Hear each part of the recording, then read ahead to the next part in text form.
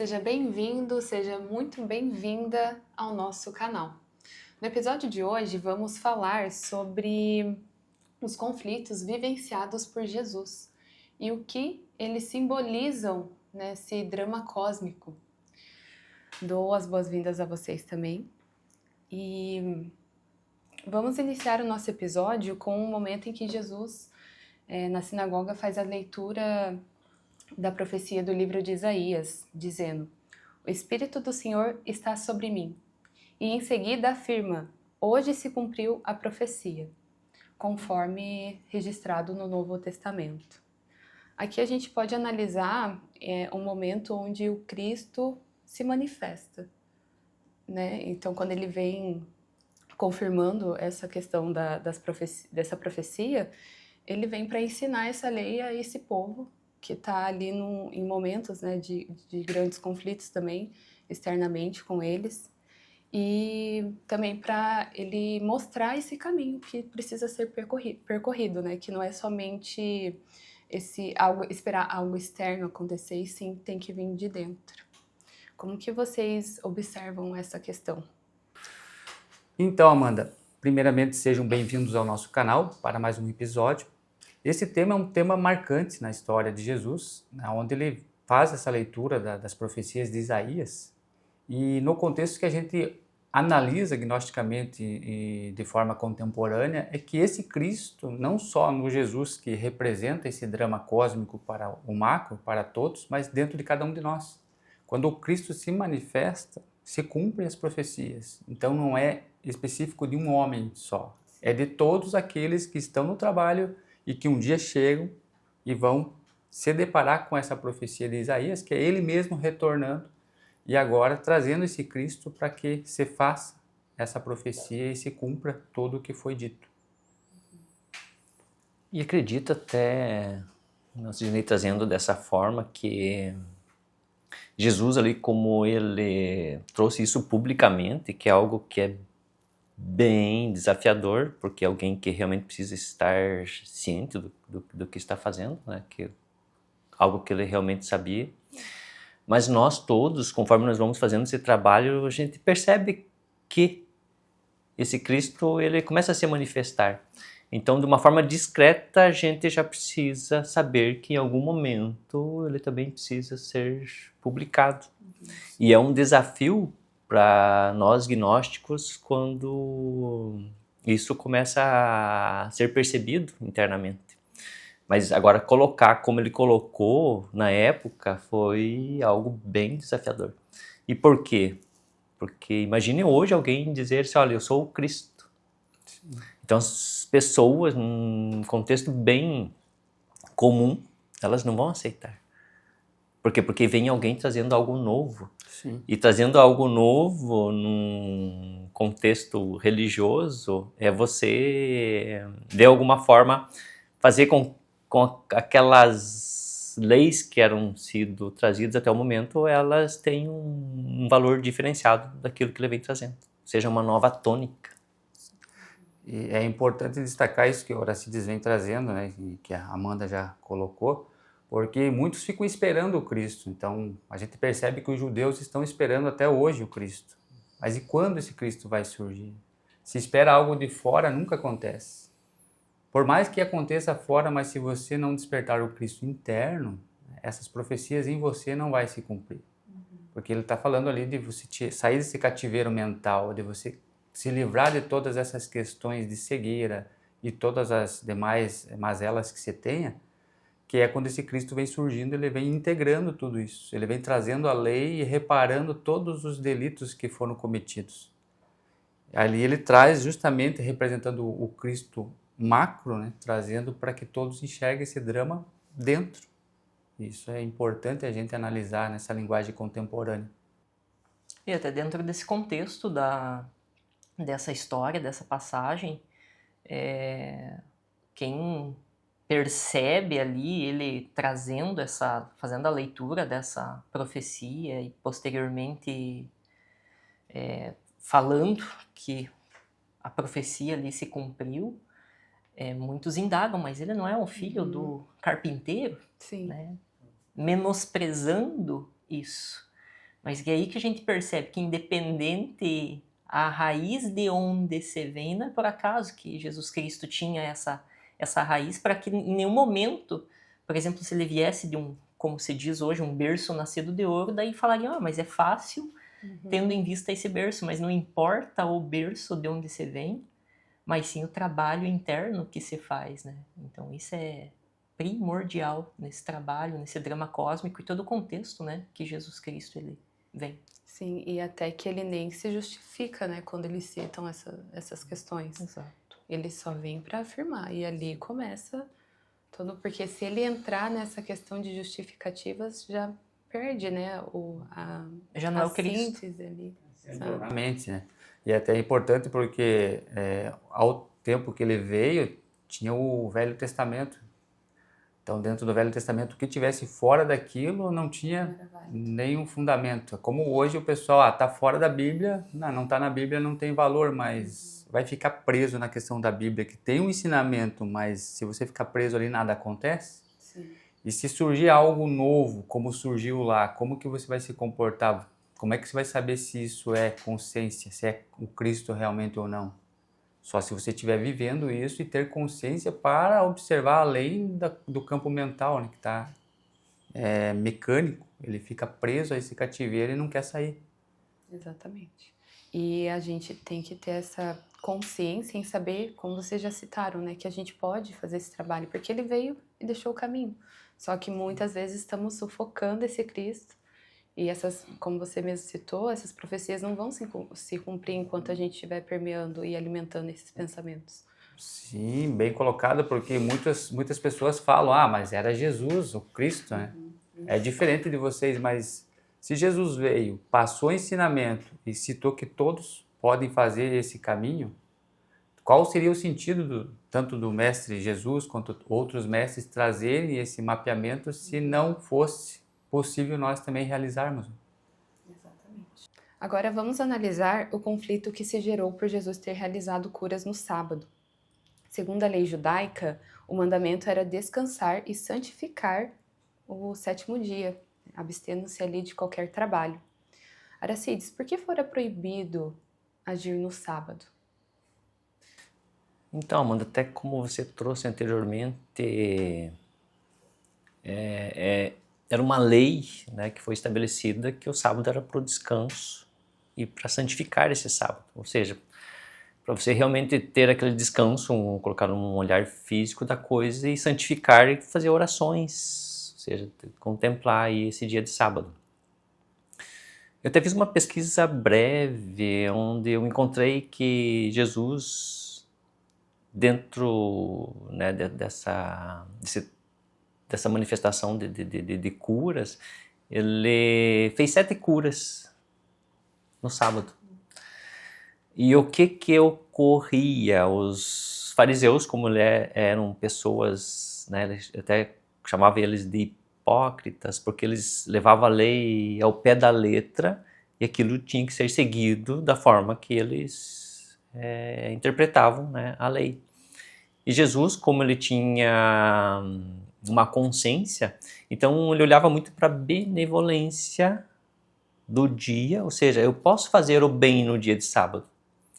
Até ele conta, né, em um certo momento ali, de uma ovelha que vai, ela cai, por exemplo, num barranco, e se ninguém ia, né, salvar essa ovelha.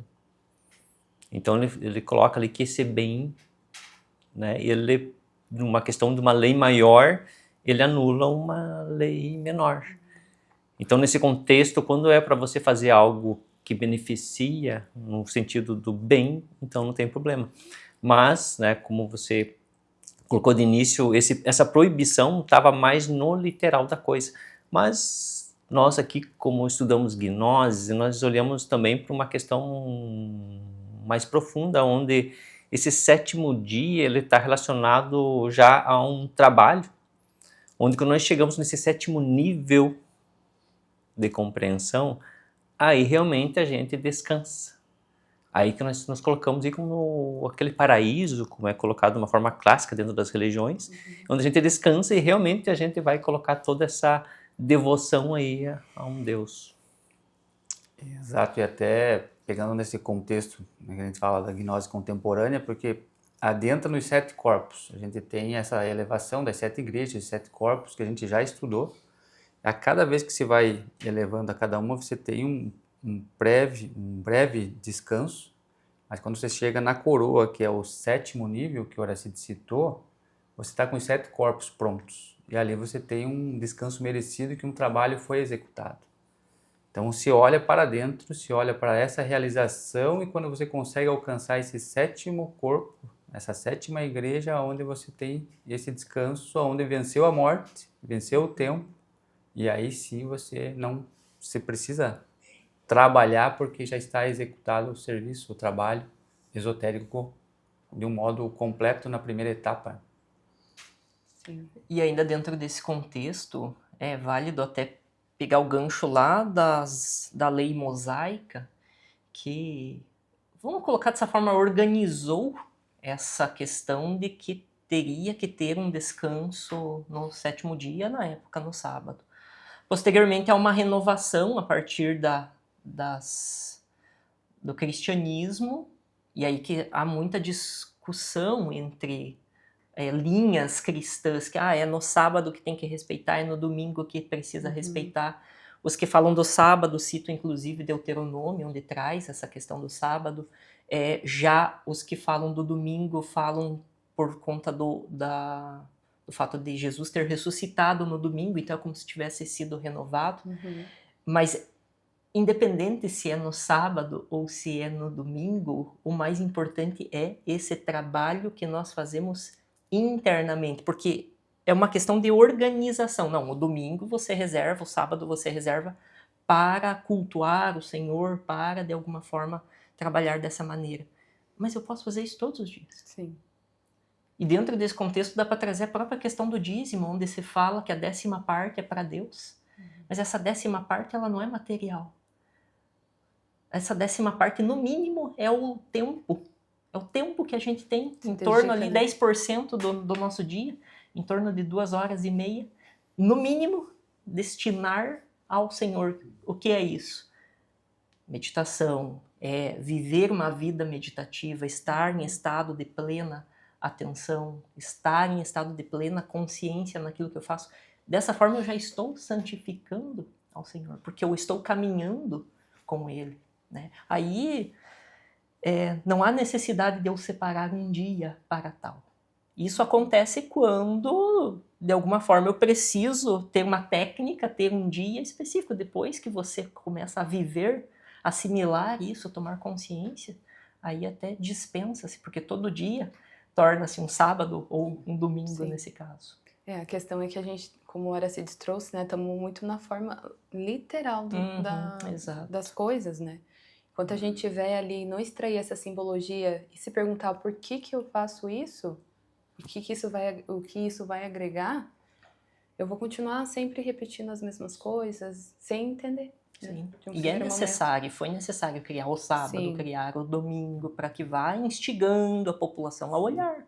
Aquele que vai construindo gnose dentro de si, vai percebendo a profundidade da questão. Sim. Bem colocado até a questão do Lincoln, porque tem muitos, né, principalmente nós que viemos de uma família, berço católico, que você deixava esse domingo da missa, onde ali você iria fazer esse trabalho de oração, meditação, comunhão, e depois sai da missa e esquece. Então é nesse contexto que isso tem que ser constante. Sim. Claro que pega ali os 7 dias da criação, que Deus veio reconstruindo, fazendo esse mundo, e isso para dentro de nós, todo dia a gente tem que ir construindo esse mundo, né? Fazendo essa questão do nosso templo, para que você chegue nesse 7º estágio, né? Aí descanse. Então por isso que é regida essa organização na lei dos 7, ela organiza. É que vem um Deus ali, chega na Trindade e cria, e o 7 organiza. Essa organização, que são esses 7 dias para você ficar pronto, e chegando o trabalho concluído, qualquer trabalho que você conclui e entrega, você tem um merecido descanso. Sim.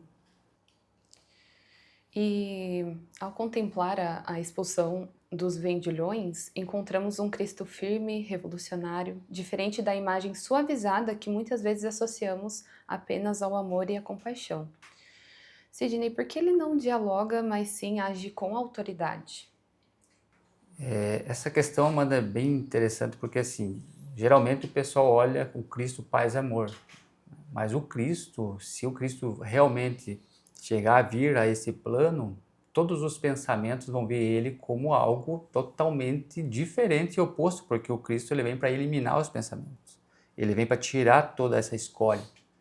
E dentro dessa questão de não dialogar, o que acontece é que o Cristo, sendo Cristo, se ele dialoga, já não é mais o Cristo, ele é mente, porque a única questão que fica dialogando e fazendo essa luta dos opostos é o nosso pensamento, é a mente, e Cristo já não é mais mente. Então ele não tem essa questão, ela vem, traz a lei, a autoridade, coloca cada pensamento, cada ego no seu lugar e não tem diálogo. Esse é o Cristo revolucionário, o Cristo real, o Cristo vermelho, que a gente vem trazendo desde o princípio, né, na linha gnóstica. E até pegando isso que o Sidney colocou, é importante destacar aqui que, como a gente está falando desses conflitos, Jesus ele não veio para o mundo para, eu vou lá conflitar, né, com o povo. E sim, de trazer a verdade, trazer a lei. Então, como ele veio com esse objetivo, então ele não veio com aquele olhar político da coisa, de vou agradar o povo. Não, ele trouxe a lei. Então, nesse contexto, até como o Sidney falou, tinha o diálogo, mas não era aquele diálogo, eu vou aceitar o que você está fazendo para você ficar bem. Não, porque está errado. Então, ele tinha toda essa autoridade.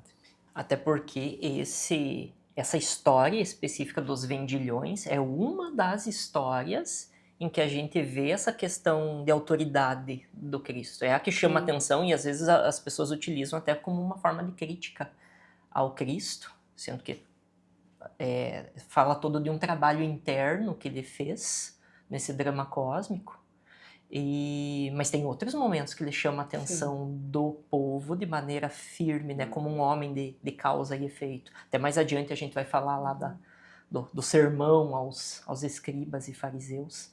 Porque é isso, porque, novamente, voltando sempre para cá,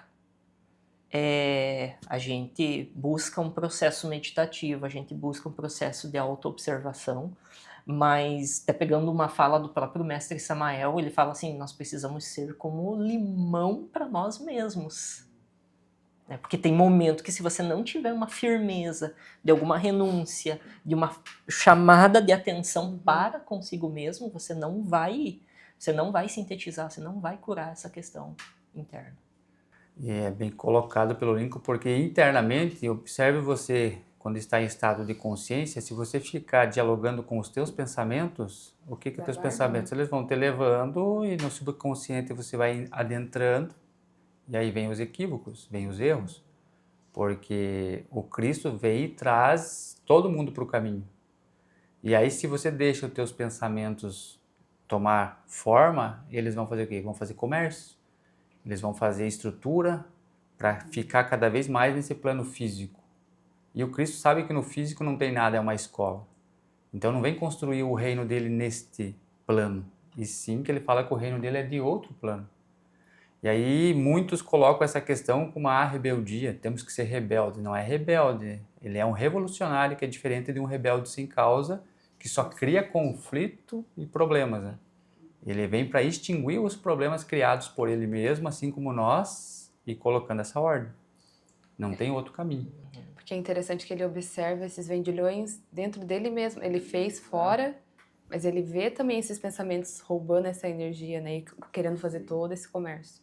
Observa o mundo do ir e vir é somente comercialização de energias e aonde que está a essência crística nesse momento, os 10% que o Lincoln citou. Nem isso a gente é capaz de fazer. Então, se não é capaz de dar nem 10% do nosso tempo para nós mesmos, por nosso íntimo, como vamos alcançar alguma maestria ou algum caminho iniciático? E quando ele afirma, né, que destruam este templo em 3 dias e eu o reconstruirei, de que templo ele está realmente falando e que reconstrução é essa que precisa acontecer em nós. Isso é bem profundo, né? Porque levaram muitos e muitos anos para se construir aquele templo que eles como, né? Mas aí eles não percebem que ele adentra no templo interno dele mesmo. E aí ele traz até a menção que depois eles vão perceber que lá na morte, crucificação, ele faz essa descida aos 3 dias, e aos 3 dias ele reconstrói esse corpo e ressuscita. Então ele está falando desse templo. Ele já está numa etapa de iniciação ali, que já está com o Cristo encarnado, fazendo essa conexão com o Pai, e ele se tornando o próprio Pai, junto ao Pai, ele já tem todas as ferramentas para construir qualquer templo a qualquer momento. E nesses 3 dias ele faz essa reconstrução e mostra que é possível. Enquanto, literalmente, os intelectuais estão olhando para o físico. Não é no físico. E eles até perguntam, né, como você vai reconstruir em 3 dias, sendo que levou anos, né, para erguer todo esse templo. É bem interessante. Exato. Então o templo é o nosso templo. Ele está falando do templo dele, a expulsão dos vendilhões do templo dele, sempre trazendo a menção ao trabalho interno de cada um. Sim. E na prática, até como o Sidney colocou, quando ele teve a morte, né, desse físico, né, comum de carne e osso, e em 3 dias ele ressuscitou, é nesse sentido que o Sidney está falando. Então ele resgatou esse próprio corpo, claro, com outras energias, e o templo voltou, né, a ser erguido novamente, ou seja, já estava completo. E estamos nos aproximando do final desse episódio, mas, no entanto, antes do encerramento, analisaremos o capítulo 23 de Mateus, que traz a denúncia dos ais e a blasfêmia dos escribas e fariseus. Lincoln, poderia explicar melhor o versículo 27, que fala sobre os sepulcros caiados? Sim, com certeza. Até foi um destaque que a gente trouxe do versículo 27, porque de maneira geral ele está falando, ele está dissertando acerca do Jesus Cristo, no caso, está dissertando acerca aí da hipocrisia, né, dos escribas e dos fariseus, que até já foram mencionados nesse episódio. Até essa questão da hipocrisia, né, que é uma manifestação de fingidas virtudes, fala muito sobre a gente buscar esses escribas e fariseus no nosso interior e estudá-los. Porque muitas vezes corre-se o risco de a gente viver algumas experiências, algumas situações, algumas coisas que elas não são conscientes, vamos colocar dessa forma, mas depois você se percebe e você, ao invés de você, não, deixe para trás isso, deixe quieto, eu preciso pegar esses escribas e fariseus, que aí se disfarçam, né, como os sepulcros caiados. Por que são sepulcros caiados? Até contextualizando para o estudante, que os sepulcros eram pintados, ornados de cal, né, como uma forma de conservação também, mas que eram bonitos por fora e, claro, por dentro tinham ali os corpos, né, das pessoas mortas. E isso, curiosamente, vejam como tem a ver com o que a gente falava anteriormente desse destruir esse templo e reconstruir. Mas olhe um templo que precisa ser destruído antes, que é esse templo que a gente constrói com hipocrisia, com essa manifestação de fingidas virtudes. Eu preciso destruir esse sepulcro caiado para ir lá dissolver esses mortos. Mas como dissolver os mortos? Os egos, os pensamentos que estão mortos. Eu preciso dissolver, porque isso, sendo dissolvido, aí eu consigo realmente construir o verdadeiro templo que é para o Pai. Se eu não fizer isso, eu estou querendo construir um templo em cima de algo que não foi, não tem uma base sólida, né? Porque eu estou mentindo para mim mesmo, não fazendo isso, né? Não se trata da gente buscar fora, mas aquelas pessoas são, como são escribas ou fariseus. Não, é interiormente que a gente precisa buscar. Muito dentro até desses 3 traidores, do Pilatos interno, né, das justificativas, do Caifás interno, né, esse daqui é da má vontade, do próprio Judas, que é o demônio do desejo. Então, vasculhando ali, que a gente consegue realmente desconstruir esses sepulcros caiados. E é importante porque a gente traz a questão, né, esses mausoléus que são bonitos, né? Mas dentro a gente sempre tem a podredume, né, de que está ali, toda a questão dos dejetos que ficaram, o resto dos corpos, né, que estão dentro. E quando ele fala desses mortos, ele fala desses mortos do discípulo que faz a eliminação desses cadáveres dentro, fazendo com que fique puro por dentro e por fora, aonde traga essa essência que está dentro desses defuntos, desses egos, desses restícios, aonde precisa ser eliminado, e aí ele fique não só bonito por fora, mas por dentro também, trazendo essa luz, né? Essa alusão a essa limpeza desses sepulcros. Sim. E que se a gente for analisar, como a gente citou, né, se a gente deixa esses pensamentos tomarem conta e deixar eles comandando, realmente esses sepulcros sempre vão estar lindos e bem ornados, né? Só que olhar para isso dentro, daí você já tem uma outra visão do que realmente você está fazendo, do que você está construindo, do que você está indo atrás, do que você busca, né? De todo esse conhecimento, porque não adianta, né, a gente não ter essas experiências, vivenciá-las, mas não internizá-las dentro. Vai ficar tudo um vazio ainda. Sim. Até pegando isso, né, dessa questão de uma hipocrisia, tem uma fala que é bem comum, né, de a gente ouvir que as pessoas dizem algo relacionado à mensagem e ao mensageiro. E num contexto que as pessoas observam isso, não, você tem que prestar atenção na mensagem, e o mensageiro não importa. Até, né, lá atrás, quando eu iniciei esses estudos, eu olhava para isso dessa forma, né? Não tinha uma compreensão em relação a isso. E o que a gente vê hoje no mundo, né? Escritores, cantores, enfim, várias pessoas falando, nossa, muito bonito. É esses sepulcros caiados, que aparentemente, nossa, legal, mas lá por dentro. Daí eu analisando isso, olhei para o próprio Jesus. Imagine se Jesus, né, tudo isso que ele pregou, ele não fizesse. Será que hoje as pessoas estariam olhando para toda essa construção dele, né, de virtudes que ele fez? Claro que não. Então esses que falam e não fazem, isso que se enquadra como uma hipocrisia. Então nós devemos realmente construir esse templo, né, como ele fez e colocou de uma forma de virtudes, para que a gente realmente destrua esse sepulcro e mostre que realmente, né, tem luz lá dentro. Ainda citando mais uma vez o mestre Samael, ele fala que a gente tem que ir atrás das nossas contradições internas. Sim. Buscar isso, esmiuçar isso, para que a mensagem e o mensageiro eles se tornem de fato um. Uhum. Porque, como o Horacito citou, hoje você vê muitas pessoas falar de amor, falar de perdão, mas simplesmente trazendo a mensagem, mas que eles precisam fazer e não fazem.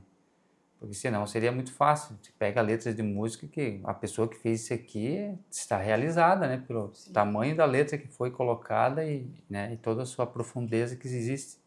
A gente vê que não. A vida dele é toda ao contrário do que ele escreveu.